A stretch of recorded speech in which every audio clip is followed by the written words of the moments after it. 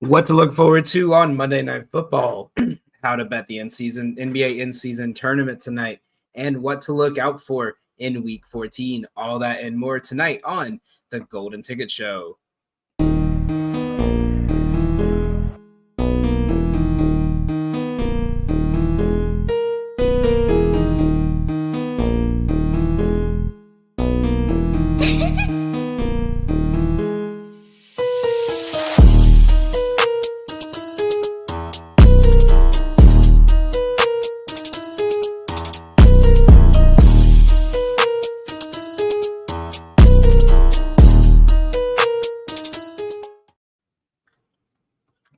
Welcome back, ladies and gentlemen. Got killed with the water there. We are back for another episode of the Golden Ticket Show. My name's Dan with Gotham Gambling. I'm here to bring you all the best bets for the upcoming week, as well as all the action that's going on tonight. Sorry about that. Excuse me. So we're gonna go over a quick recap of our Sunday as well as a full week recap. If you guys followed us yesterday, we were hot. That was probably one of our best weeks of the NFL that we have had in a while. Yesterday we went 6-2, including hitting a plus 530 parlay. Our only two misses, we put Ayuk to get 60 yards. He finished at 46. I think that one you could blame a little bit on Deebo Samuel going off, and the weather conditions were kind of not in Ayuk's type of game. And the other one was Thielen, same thing. I think the Mingo connection is finally starting to hit, so that might be something to look at. But I had a big hopes for Thielen there. I talked about it on the show about how the the Buccaneers always tend to give up at least 60 or more yards to a receiver. This time it just happened to not be Thielen. We picked the wrong one. It was Mingo. But we hit Colts money line, Pacheco over 66.5, Brian Robinson over 40 yards, Mike Evans over 60 yards, Detroit to cover a 5-point spread, and a parlay of Detroit, Indy, LA, and Houston, both LAs and Houston all to win, giving us a 7-unit day in the NFL for Week 13 Sunday. A recap of our week. NCAA basketball, it was not our best week. We were 1-4 with a -3 unit day. We had a couple bad reads on some of these games. Purdue kind of hurt us, which, we'll get into that a little bit later. NBA 8-12-1 with a -1 unit week. Like I said, November was not our month. We were struggling. I think we've kind of found our rhythm towards the end of the month, though. But rough, kind of a midweek, a little bit worse than what I wanted. NFL currently, we are 8-5. So where we were 6-2, we were 2-3 on Thursday night. We did not do well in that Cowboys game. So we are up almost 7 units, and our plays today could potentially put us up close to 9 units for the month on for this week on NFL. NCAA, we did a full fade of Mr. Joe Winkle, who is in a bit of hell. So if you got him on social media, reach out. That's a rough one. I'm on his side with that. Florida State should be in 100% the way they've played. Premier League, we are back betting Premier League after the international break. We went 5-0 this week with a 4.2 unit day. We hit some big time plays. We hit a big time parlay on Sunday to start us off, and really just it was just a great week for us. We're here today. We're up 4 units. We're 22-24 on the week, up 4.36 units. So I always start my weeks on Tuesday because football ends on Monday night during football season. Once football's over, it kind of take a week to adjust to the new schedule.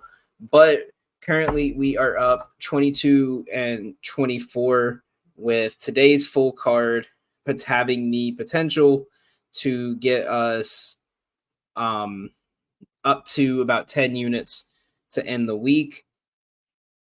So I'm ready. I'm locked in. I'm ready. So our first bet today, we're gonna go ahead and go into NCAA basketball. Like I said on the last show that we had, we've been kind of going on low value plays, stuff. 1 or 2 bets, nothing too heavy into basketball because we are hitting a part of the season where a lot of these teams are kind of going back and forth. And hey, Deej, you still owe me $5 from the promo I gave last week, by the way. But so we have one college basketball play today. It is Arkansas minus 12.5. This Arkansas team is literally the proof last week of why I say do not bet. Don't be careful what you bet, because college basketball is the biggest upset sport in any of the major college sports that get followed all over across the media, because you have a lot of these teams that are not good on the road. They're having to travel a lot, and a lot of these younger teams are not used to traveling a lot. And this was proof of it. And this is what I was saying, because you had teams like Wilmington going into Kentucky and winning. Arkansas beat Duke. Georgia Tech beat a team. There was I think 9 upsets last week or this weekend, which is why, like I said, we saw Purdue go down in overtime. We saw a couple of these teams have to scrape out a win in very ugly games. So, but I like Arkansas minus 12.5 today. They're facing off against Furman.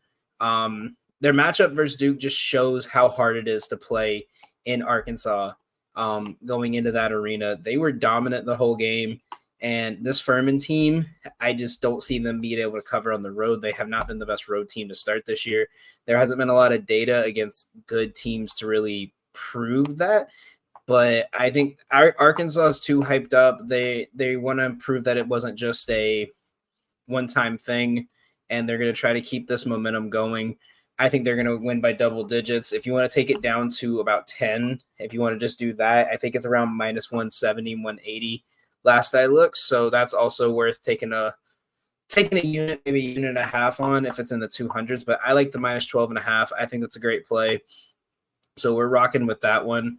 Arkansas minus 12.5. And that's our only basketball play today. We're starting to dabble a little bit more into the NHL ranks, because I've been really wanting to bet NHL for the last couple years and just haven't really had anything that being where I grew up wasn't a big hockey area, so there wasn't a lot to kind of go around to show me what to look at and stuff. So I'm still going to do a little bit of my research on that. But our NHL play today is we have the Dallas Stars money line. I really like the value on this play. The Stars are 8-2-2 on the road this year, going into a matchup that should be a matchup of 2 potential playoff teams. But the big thing is the Lightning at home this year have not been the best. They're just above 500 at home. And that's definitely something you really have to be worried about. I think last time I checked their record, I'm about to recheck it right now. I think it was 5-5-2 at home. Let me see. And see, this was minus 105 when I took it for Dallas. Now it's minus 115. So I think the odds are kind of swaying back towards the towards the Stars. I think it might have been just one of those, based on their last game, how did they do? These two teams played each other 2 days ago, and Dallas won 8-1. I like I said, this is a home and home series. I just now noticed. I actually didn't even notice it earlier when I looked at it. I was just looking at their stats long term. But yeah, this team got dominated 8-1 in their last game against each other. So that right there just shows how dominant Dallas is going to be. That one was at home, and now they're having to travel back off that. I think this will be a closer game than the last one, but I definitely think that this game will come down to power plays, and I think the Stars are going to be dominant enough to take them down. So this is a pick'em spot. If you're into arbitrate betting, I talked about it before on the show. This is a perfect example of arbitrage betting. And let me show you why. as I'm going to pull this screen up. So you look right here. We have, these are the lines. This is how they face each other the last 5 games, right? So we're going to go back. Look, these are all their lines. If you took the 60-minute money line for either team, it is plus money. So if you took Tampa, it's plus 145. If you take Dallas, it's plus 121. So no matter how much you bet on each team, you will get a profit back. So, I mean, obviously it depends on your books. If we look here, you know, you can get the best line you can get excluding overtime. Both of them are going to be on Caesars. So if you bet, you know, $10 on each, if you bet $100 on each of these, you'll finish with either a $21 profit or a $45 profit. That's the best way to look at this. So if I use these as sort of like a low arbitrage builders. So where it's a game where I don't think this game will go to overtime, so I'm willing to risk the money for it to go on overtime to slowly build up my bankroll a couple dollars. So that's where that one comes into play. But we're going to go ahead and lock that one in Stars money line. And we're going to hit the ad break here in just 1 second. But coming up next is we're going to go over the NBA in-season tournament, our best bets, and we're going to go over everyone here at For Frequency Sake's bracket for the in-season tournament. Coming up after the break.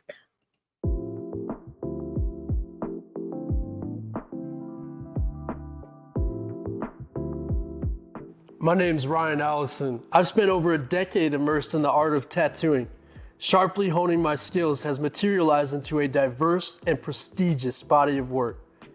Each tattoo reflects my relentless pursuit of excellence, and every client I work with is a living embodiment of that unwavering commitment. I will gladly and wholeheartedly embrace your distinct vision.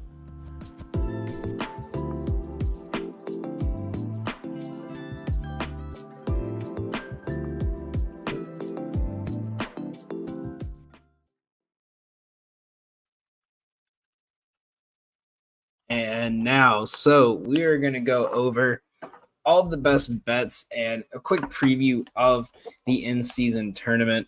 So I'm pulling up a bracket of it right now for you guys. So let me know in the comments who do you guys think is going to win the tournament. Let me know. Give me your takes for the tournament. Let's see what we what we can get into from everyone. So we're looking at the bracket here. And so you got Celtics, Pacers, Pelicans, Kings tonight. I think these are good. I think this is a great way to start off the tournament because these are two really good matchup teams.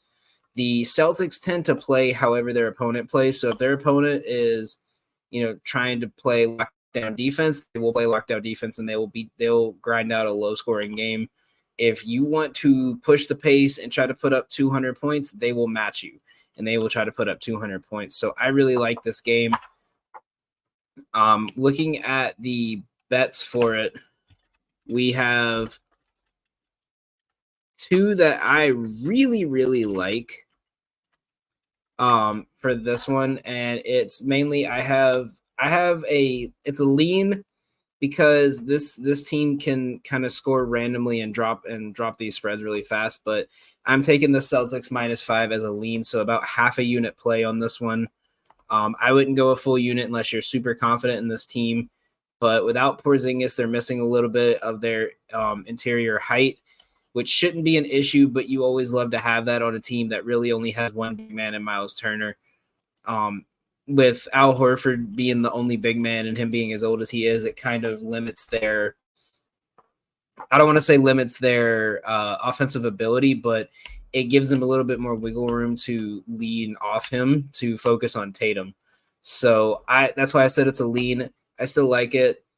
I want to see how these numbers move. When I got the spread, it was 234. It's kicked up to 244. You could take that if you want. That would also be one that I wouldn't put a lot on. But this Pacers team without Halliburton got beat by the Celtics 155-105.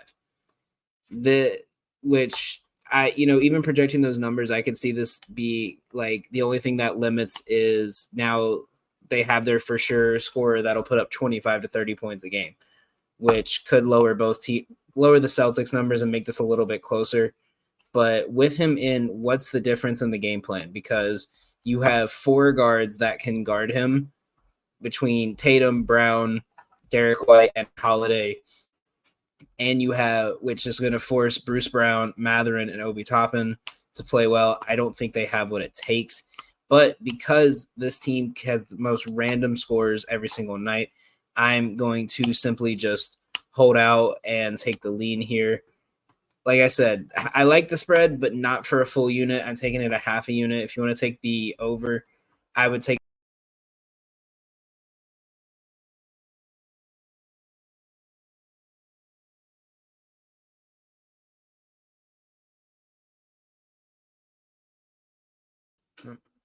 Sorry about that, folks. That was weird. My computer just glitched out for like the second time in the last 2 shows. So I apologize about that. But yeah, I would take that lean. The other bet I would take in this game, I want to see what the line is at now. I'm also looking real quick for the over 245.5. The Celtics have not hit that. Have only hit that in one game this year, but it was against the Pacers. So I could see why this team is not. They're putting up close to that number, but most of the time they're around like the 225 to 230 mark. So I just would stay away from that one because you never know what's going to actually happen. But another one I really like is going to be Jason Tatum to get over. I think when I caught it, it was at 8.5. But it could be. I think it's went up since to closer towards 9. It's at either 8.5 or 9. If it's at like that, it's a line that I like, but it has some potential to not hit if they this team is one of those teams that they just play off what works best. And if what works best is Tatum leaking out and someone else crashing, they will let that happen. But Tatum in playoff situations, we can't really say it's a playoff game, but it's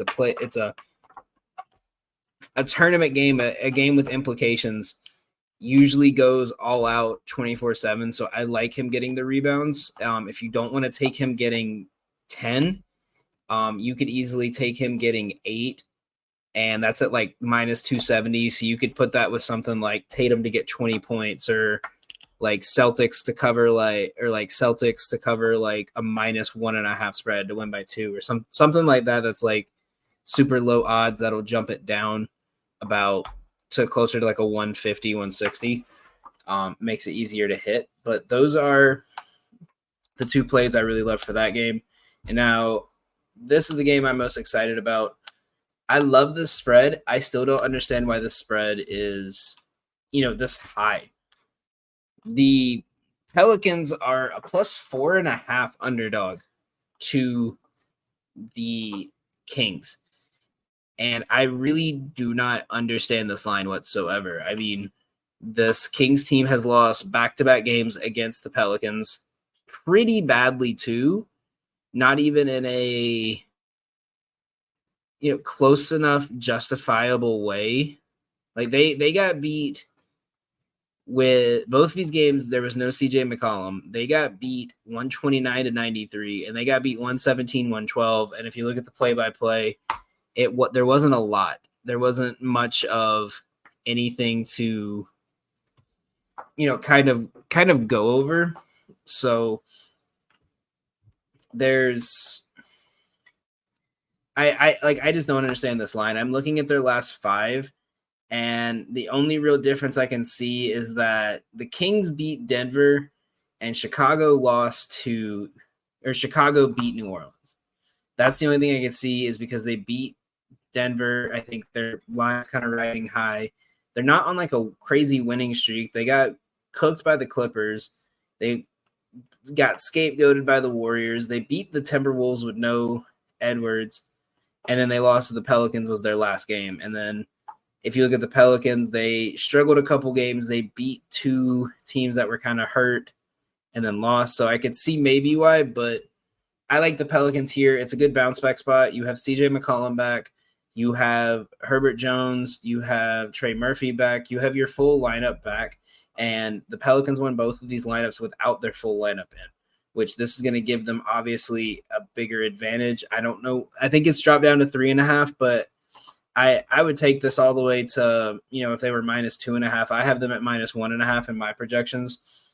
And I really love this spot for the Pelicans because their defense and physicality is something that the Kings just can't keep up with. They don't have anyone to stay with Ingram. They don't have anyone strong enough to be able to guard Zion. And while McCollum and Fox is a decent matchup on its own, Valanciunas has been hot, and Valanciunas has torn up this Kings team because they have to focus on Zion, and he's leaving open.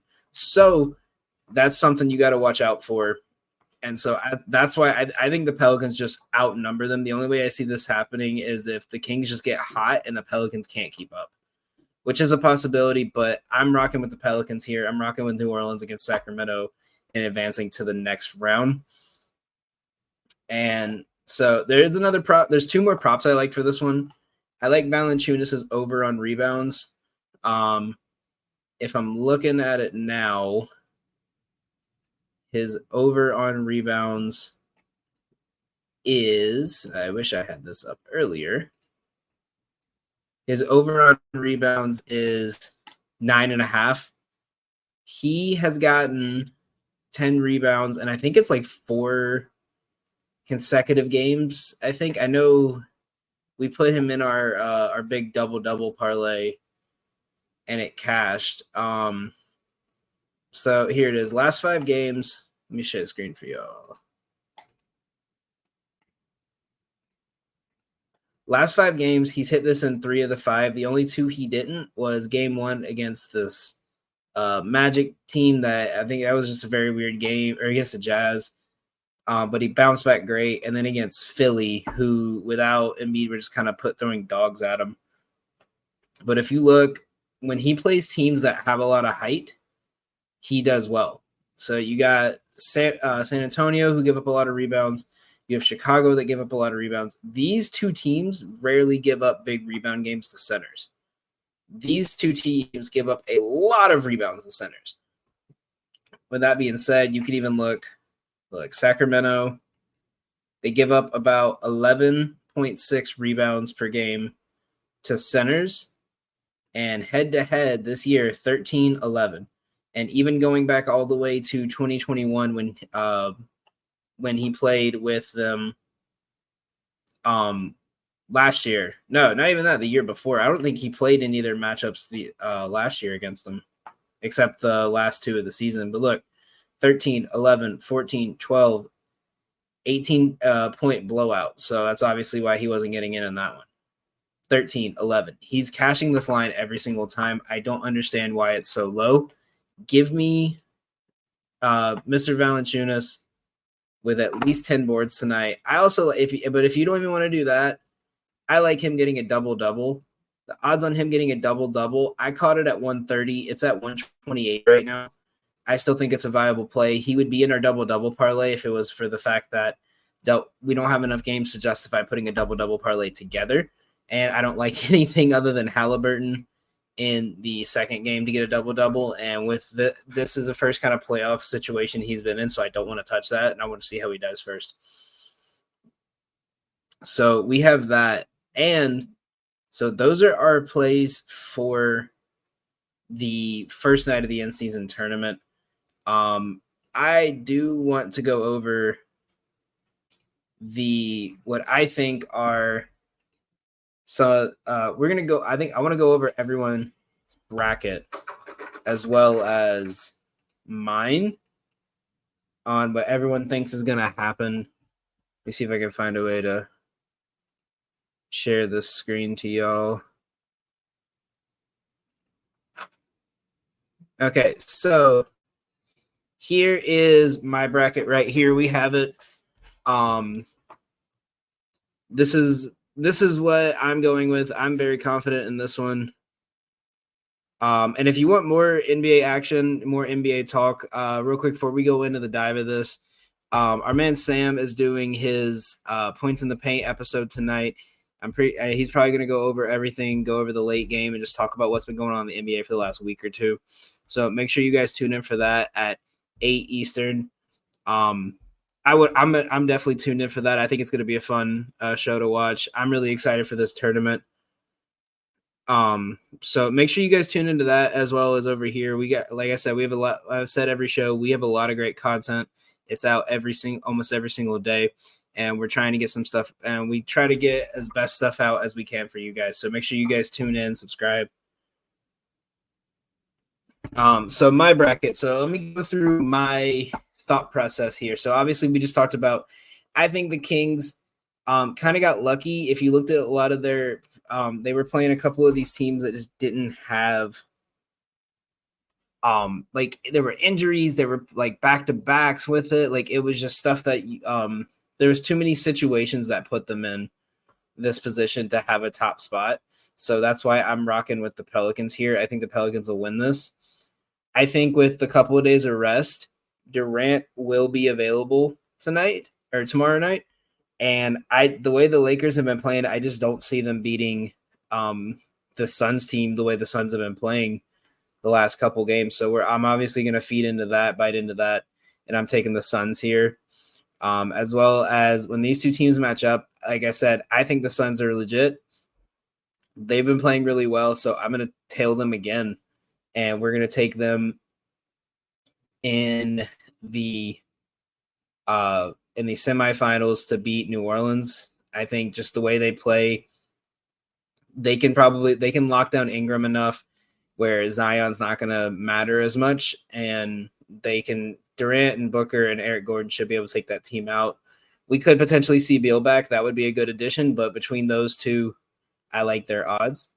And over here on the East, now the Celtics got put in a division with probably some of the best teams, and so they weren't able to come out strong, but they managed to make it with some cheap play at the end there.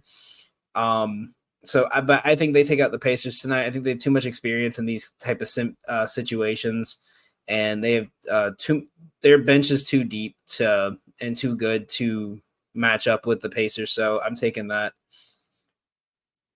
I don't know how I feel with this one, but I like the Bucks because the Knicks always show up in situations like this where you think they don't have a shot. But I think as much as a lot of people say it's the in-season tournament, doesn't really mean anything. If the Bucks lose in the first round of this, then a lot of people are going to be asking the questions of, can they perform in the playoffs? Can they do this? Everyone on their team's healthy. I think they'll be good to go. I think with the ability of Lopez in the 3-point range, it's going to stretch Mitchell Robinson out enough that either Lopez is going to have a great night or Giannis is going to have a great night. So I really like that. We do have a couple bets for that will be coming out tomorrow, so make sure you guys stay tuned for that. But I think the Bucks take this one with ease. Celtics Bucks, we could potentially see a Drew Holiday revenge game. I just don't see any way the Bucks are going to beat. They could beat the Knicks. I don't think they could beat the Celtics. And I have the Celtics winning it all. Same thing. They're just too deep. They're too good. It would take a really bad shooting night from Tatum and Brown for them to lose. I think the tournament is theirs, and they're going to win it. That's how I'm going. We are going with my man Doug. So Doug, I'm curious his thought process here because I know he's a Bulls fan, so I'm surprised he has the Bucks going all the way. But I mean, obviously, me and him have the same idea towards this. The Celtics game he's got in the Bucks. He has the Bucks beating the Celtics though. I'm curious if he thinks this might be like a Giannis or Damian Lillard going off, or what that situation is going to be like. We obviously the Sun. Now I'm curious with the Kings over the Pelicans, his thought process with that one. But Kings beating the Suns is I wonder if he was going for a wow factor there. So that's interesting to me. But Kings doing the whole thing is I think it's like plus like 4,000 or something. So if you want something to really root for an underdog that's kind of an overdog, then I would take that one.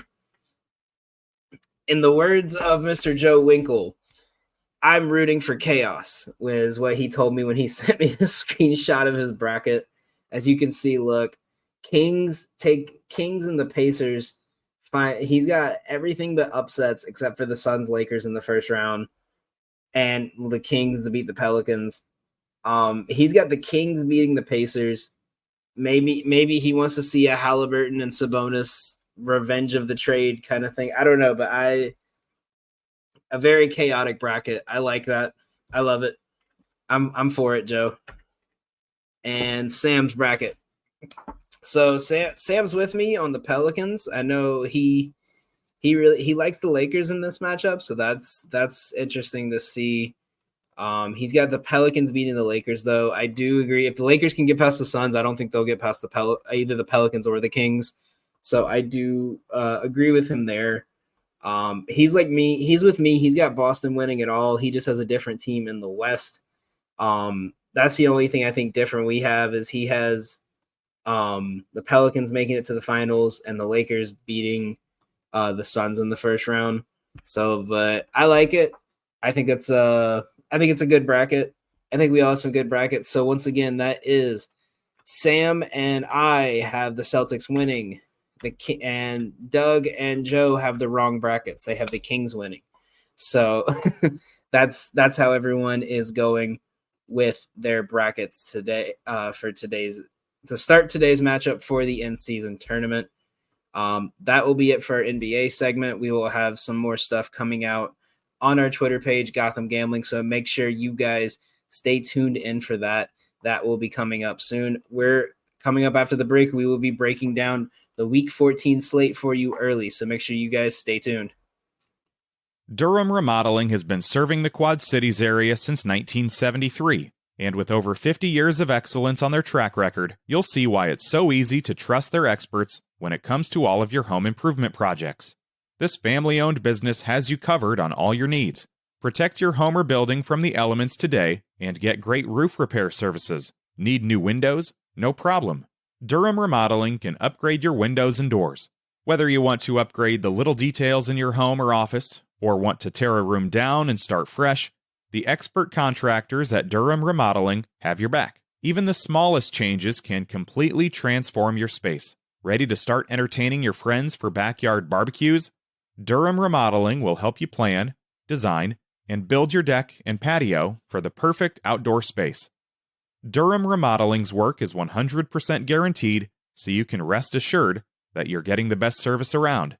Call 309-786-6715 today for your free estimate for all your roofing, siding, flooring, windows, and painting needs. That's Durham Remodeling, 309-786-6715. And we are back. So, apologize. We're getting our full card posted out on Twitter right now. Make sure you guys tune in at Gotham Gambling on X, the artist formerly known as Twitter. But we do have we have some NFL action that I'm excited after this last week. We got really good this week. If you remember from our show last week, we had 3 plays that we absolutely loved that we took early on, and they all cashed. We had the Chargers at -3.5. It jumped up to a 6.5, and it cashed at -3. If you had the 6.5, that was a bad beat. Apparently, both teams forgot how to play football, and it was one of the most boring games I've ever seen in my life.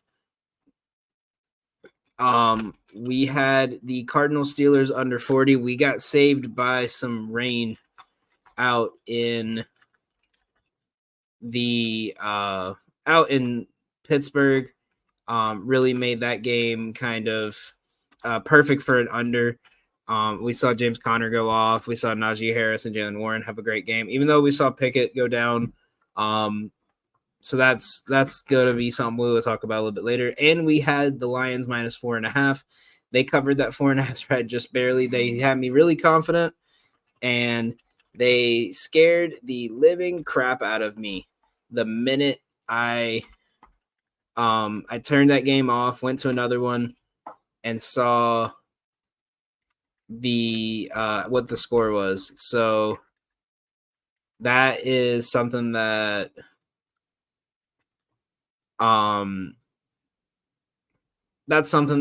we're really really lucky for that we did not get a bad beat of a lifetime with something with that team, kind of just getting smacked after going up 21-0 in the first 10 minutes. So we have the plays I love that we're already taking that we've already put in. The first, we're going to start with the 1 p.m. slate. The first one I have is Detroit, Chicago over 45.5. Now, this one has, the best way I could put this one is this one makes me a bit nervous because as I've seen, there's a trend. If you go to, there's like NFL team rankings website, teams after the bye on the road are like 2-9 in favor of the under. Like they just have not played well in that game. Maybe not, I don't want to say maybe not played well, but their defense is kind of picked back up. Maybe it was a good time for them to reset on defense. But this is the Chicago Bears we're talking about. This isn't like a some team like the Bills or the Eagles that need like a reset week and they're going to come off it strong. This is the Chicago Bears. They went over on this game just 2 weeks ago when they played each other. And the Lions, ever since their bye week, have had a total of 50 and more every single time. So I really love the 45. The weather might be an issue. I'm about to actually look up the weather out there for that because that is going to be important. I might change my mind on that. We might switch to an under. We're around because the weather on Sunday, it's going to be rainy and with some sleet and some snow. So we could potentially see a under, but the big thing is the fact that their run game is dominant. This isn't like the Bears run game where we don't know who's running the ball. They kind of are going in and out, haven't had the best running game.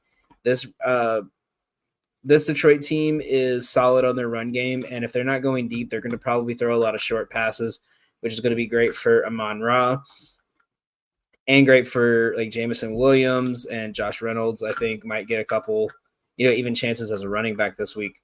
So that's something to look at. I think they could score almost 40 by themselves. I would watch this line. If you see this line start to go down in the next day or so, I would take the under then, and I would probably switch my bet. But right now I'm going with the over for the Bears-Lions game because they went over a couple weeks ago, and the Bears suck. The next one I have is the Ravens -7. I only put a half a unit on this one because Ravens are coming off a bye week. We just talked about unders. 7-point score, a 7-point spread, and under is kind of worrisome. But the Ravens have been really good. Coming off a bye week against a Rams team that had a great outing against a top-tier defense. But the difference is the offense of the Browns was so bad that they didn't really have to worry about, how do we match up with this team? What do we do to keep pace with this team? They didn't have to worry about that. But this Ravens team, they do. Lamar Jackson should be able to pick apart this defense. Their line has been a lot stronger this year. So we might not see, a lot of worrisome with Aaron Donald coming through. I mean, obviously he's going to get through as much as he can, and he's going to get through a lot. But Lamar's getting the ball out a lot quicker. They're playing a lot better. They didn't really have a lot to go over and fix during their bye week. So I'm really curious to see what they're going to do going into this week and how they're going to play the rest of the season with the first currently tied for first place right now. The next one, I have Colts money line. You can take the 2.5 if you want. Right now it's at 2.5. You can take that if you want, but I am going to take the money line for that game against the Bengals. I understand why this spread is where it's at because the Bengals haven't played Zach. We don't know what's going to happen. Browning could come out and have like one of the greatest games we've ever seen, and the spread's going to jack up the other way. But I don't understand why the spread is 2.5 right now for a Bengals team that doesn't have a quarterback. Yes, he has a lot of weapons, but they don't really use it. They're going to rely on the run game against a team that has a great run defense, and they're going to be going to face pretty soon next week let me see if I can find where the Colts rank.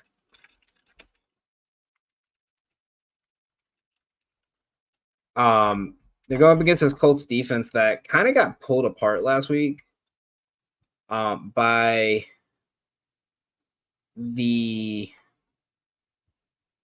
we got kind of pulled apart by the Titans. Derrick Henry played great. They give up about 129 rushing yards a game, and they've given up 15 rushing touchdowns this season. But I don't think Mixon is going to be able to do this by himself. I think the Colts kind of had a scare last week they shouldn't have, and they know how badly they need to win this game, knowing that this could potentially be the tiebreaker between them and Houston for that last wild card spot. So they're going to come out hard, and they're going to come out trying to win.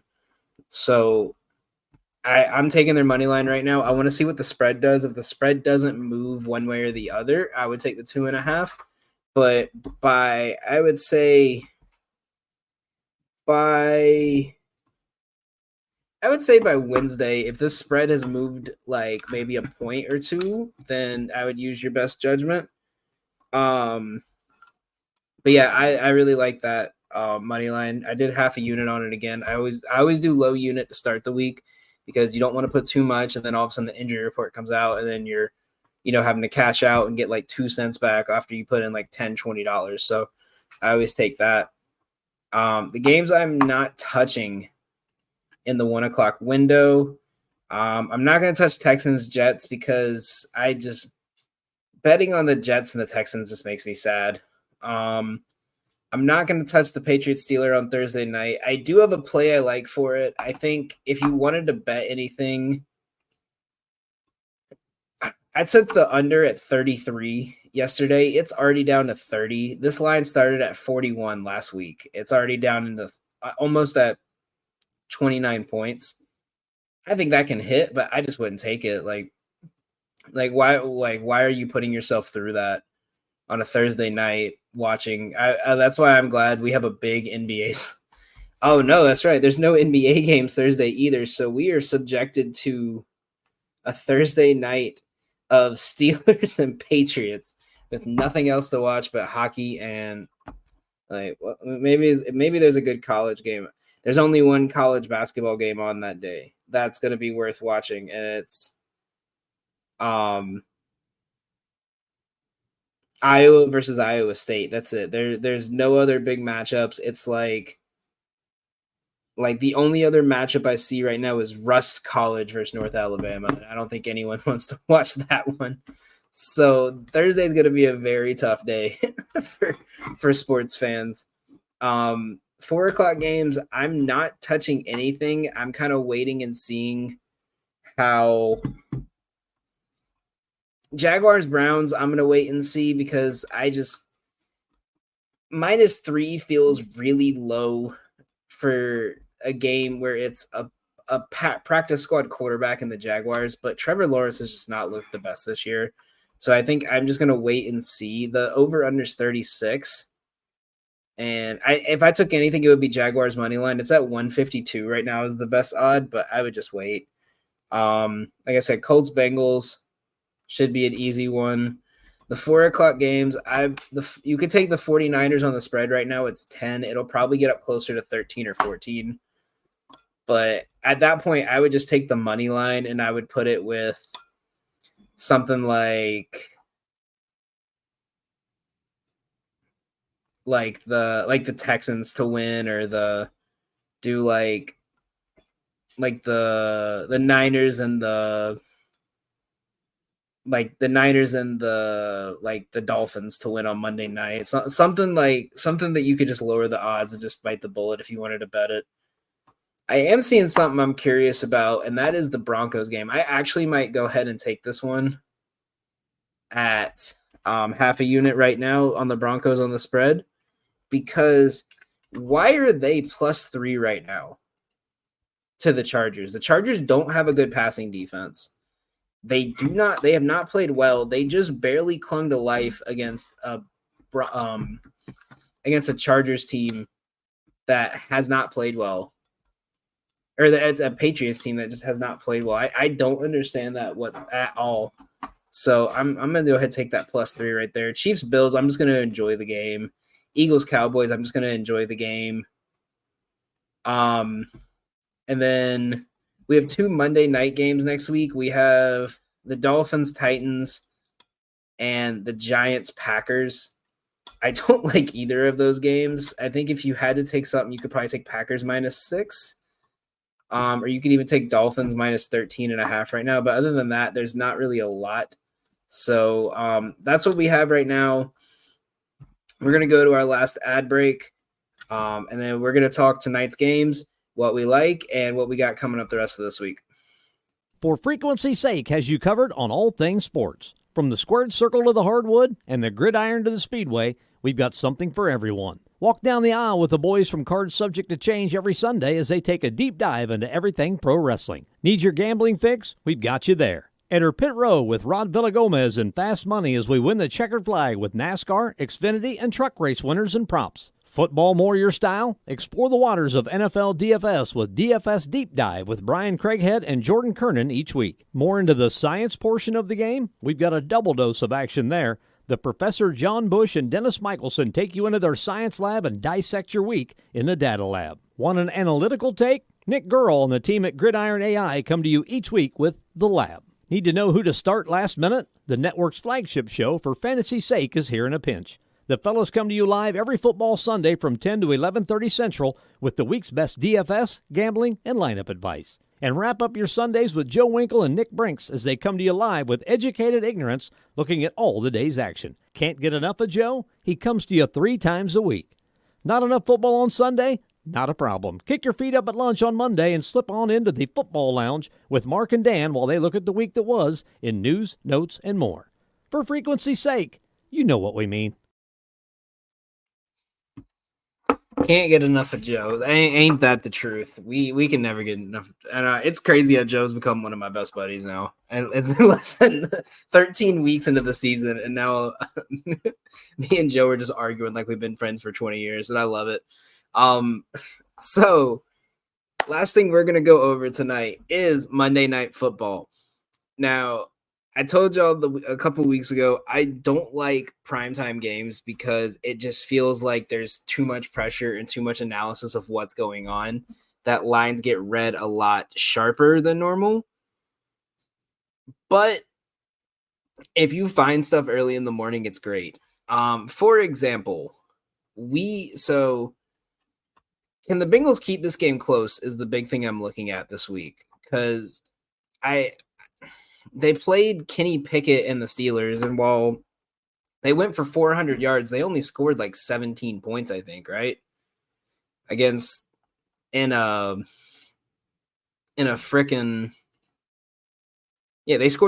400 yards, but they scored 16 points. So they were getting it down there, but they weren't scoring. And so I think that is that a testament to the defense, or is that just how poor this offense is? But my first play of the day that I really like is going to be Christian Kirk over 49.5 receiving yards, putting a unit on that one. Kirk has went over this line just about every game. The Bengals play one of the most strict man defense play styles in the NFL. Kirk has feasted on this all season. So I like Christian Kirk to go over this line. A guy I've been following a lot, Mr. Picks Pro over on Twitter. Make sure you guys check him out. He's in the middle of a heater right now. He's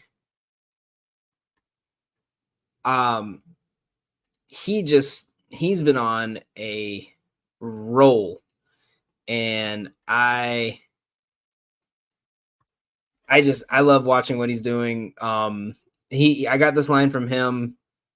So make sure you guys go check him out. The other one we have is going to be Ridley anytime touchdown. So there's a reason why I picked this line. and I'm going to pull it up right now for you guys, and I'm going to show you why I love this. So if I can find him here. God, why do they always put these guys so far down? There he is. It's not in alphabetical order either. That's the weird thing. So, okay, so for him to get a touchdown right now, look, now he's gotten, in the last 2 weeks, he's gotten one. He went 5 straight weeks without one. He's only got 5 on the season. But there's a reason I picked this, and that is this. Look, so he is the 3rd most target rate of any player on this team right now. But in the red zone, he has the highest target rate. When they're in the red zone, he has double the amount that Christian Kirk has and almost quadruple the amount that Ingram has. Ridley is their red zone threat. I think Kirk is their guy to get them down there to get the big plays, and Ridley is the guy that catches it in the end zone for him. Now, the big difference is, look, versus the amount of targets that we have for the red zone, we got 18, 23, 26, 28. There's 31 passing targets. The red zone rushing attempts alone has went over this just between 34, 39, 42, 44, 45. Now this team, the Bengals don't give up a lot of touchdowns in the red zone to wide receivers. They've only given up just under 1 a game, but they're giving up about 3 touchdowns, a little under 3 touchdowns a game. I think that with Etienne not being 100%, they're going to try to force them to throw this ball in the red zone. I think Ridley is due for one. I think he keeps this touchdown streak going. He goes 3 straight games, and I really love that right there. And then our final play today is going to be we've done a parlay of the day every day, except for I think one, because there just wasn't enough games to justify making one, and I couldn't find a good one. But we are 3-0 for the month of December on plays of the day. And normally they're about we had a plus 110. We had a plus 500 and a plus 300. Today's is a minus 145 because there's not a lot of volume, but we have a nice little 2-legger. It is Trevor Lawrence, 200 yards, Jason Tatum to get 8 rebounds. That is our, play of that's our play of the day. Honestly, I think that's a lock. That should be easy. Lawrence should get 200 before the third quarter. Tatum getting 8 rebounds in a close game is pretty much a lock. So those are our 3 plays today for tonight's game. Last one's kind of like a mixed parlay, but that's what we liked. Once again, we're going to go. We have our whole card posted on Twitter, so if you guys want to tail that, games are starting in about 10 minutes, so make sure you guys lock those in. But we're going to go over our card one more time, and I'm just going to pull it up for you guys. Our full card. Right over here, we have the Dallas Stars money line at minus 110. We have Boston minus 5. As you see right here, half a unit. It's a lean. Not doing a lot on this one, but I do like the play. Our parlay of Lawrence, 200 yards, Tatum, 8 rebounds at minus 145. We actually had Arkansas at 11.5, not 12.5. I think that line is actually still at 11.5, but I will check that. Yeah, it's still at 11.5. I don't know where I got 12.5 from. So 11.5 for Arkansas. We have the Pelicans plus 4, Valanciunas double-double, and Christian Kirk over 49.5 receiving yards, and Calvin Ridley anytime touchdown. And as you see right here, here is our 4 future bets for this upcoming week. We have the over 45 in Detroit, Chicago, Indy to beat the Bengals, Baltimore minus 7, and Denver plus 3. Put a half unit. I actually put about 0.6, 0.7 units. I think I just clicked these too quick, so I'm going to adjust those later on tonight. But that is our card for the day. That is our best bets for the day, and that is our week ahead. So make sure you guys check in tonight with Educated Ignorance with Joe. They're going to do a breakdown of the game and just talk about everything going on in the NFL from the last couple of days. We might get another therapy session for Florida State. So if you're ready for that, you're ready for that one. Just be prepared. But that's our card for the day.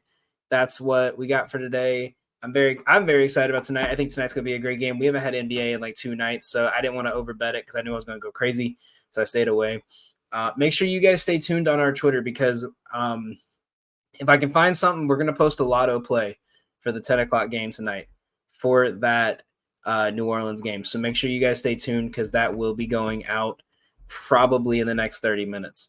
Once again, my name is Dan Hancock with Gotham Gambling, the Golden Ticket Show at For Frequency's Sake Network. Make sure you guys like and subscribe, and thank you for watching.